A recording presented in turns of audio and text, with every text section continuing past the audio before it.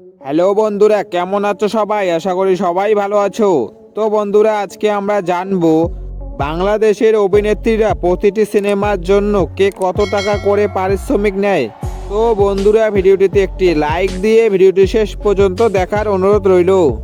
Number 1, Apu Biswas. তিনি কাল সকালে সিনেমার মধ্যে দিয়ে সিনেমা জগতে পা রাখেন এই অভিনেত্রী। এরপরে অভিনয় দক্ষতা ও তার সৌন্দর্যের কারণে দর্শকদের কাছে অনেক জনপ্রিয় হয়ে ওঠেন। অনেকে মনে করেন শাকিব খানের সঙ্গে জুটি ধরে অভিনয় করার জন্য তিনি এতটা জনপ্রিয় হয়ে উঠেছেন।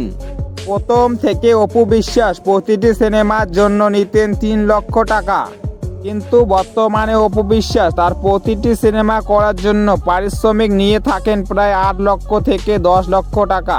নাম্বার 2, অভিনেত্রী সাদিকা পারভিন পপি। বেশ কয়েক বছর ধরে অভিনয় থেকে দূরে রয়েছেন এই অভিনেত্রী। তবে অভিনয় জীবনে নিয়মিত থাকাকালীন তার পারিশ্রমিক ছিল প্রায় 6 থেকে 7 লক্ষ টাকা। নাম্বার 3, অভিনেত্রী জয়া আহসান। বাংলার জনপ্রিয় অভিনেত্রী জয়া আহসান। তিনি পারিশ্রমিকের চেয়ে গল্পে বেশি মূল্যায়ন করেন। এছাড়া তিনি নিজেকে কোনো নির্দিষ্ট পারিশ্রমিকে আবদ্ধ করে রাখেনি। তিনি তার প্রতিটি সিনেমার জন্য পারিশ্রমিক নিয়ে থাকেন 5 থেকে 9 লক্ষ টাকা। নাম্বার 4, অভিনেত্রী মাহিয়া মাহি। তিনি জাস মাল্টি মিডিয়ার মধ্য দিয়ে সিনেমা জগতে পা রাখেন এই অভিনেত্রী।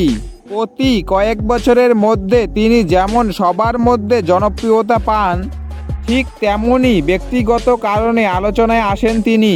তবে তার জনপ্রিয়তার সাথে তার পারিশ্রমিক রয়েছে।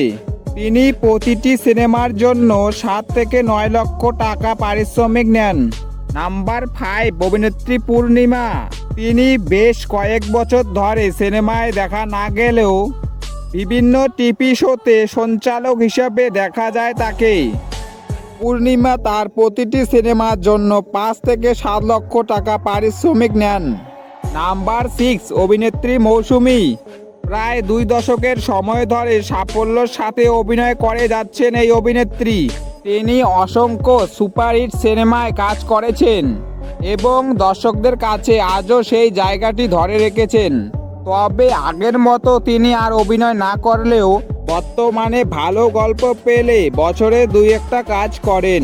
মৌসুমী তার ছবি প্রতি পারিশ্রমিক নেন 7 থেকে 8 লক্ষ টাকা। তো বন্ধুরা, এই ছিল আজকের ভিডিও। বাংলাদেশের অভিনেত্রীদের মধ্যে সবচেয়ে বেশি তোমরা কাকে পছন্দ করো তা কমেন্ট বক্সে এসে জানাবেন। তো বন্ধুরা, ভিডিওটি ভালো লাগলে ভিডিওটিতে একটি লাইক দিয়ে চ্যানেলটি সাবস্ক্রাইব করে পাশে থাকবেন। দেখা হচ্ছে পরের ভিডিওয়। ভালো থাকবেন, সুস্থ থাকবেন। ধন্যবাদ।